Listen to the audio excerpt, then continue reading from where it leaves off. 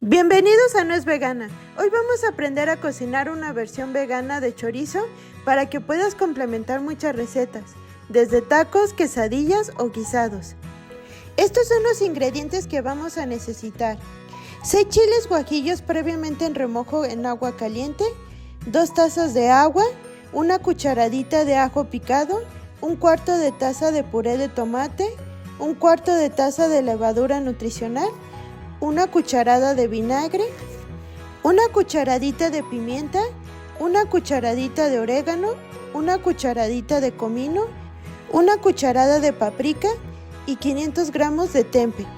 Primero vamos a cocinar la salsa para darle sabor de chorizo. Vamos a agregar los chiles en un procesador de alimentos junto con todas las especias y el agua.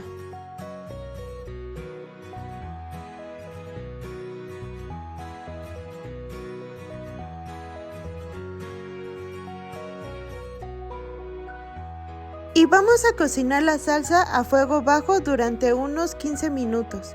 Y mientras la salsa queda lista, vamos a cortar en pedazos muy pequeños el tempe.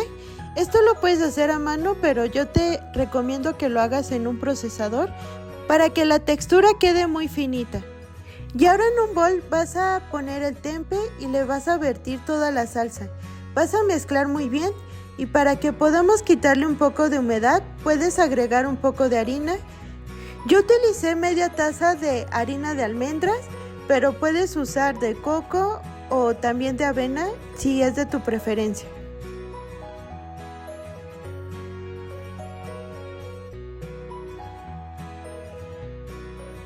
Y ya que la masa esté lista, ahora vamos a darle forma de chorizo. Puedes usar papel film, pero como yo no tenía, utilicé papel encerado. Vas a cortar un rectángulo y aquí vas a poner una porción de la masa y vas a enrollar, procurando que tenga esta forma de embutido, y procura sellar de ambos lados para que quede lo más comprimido posible.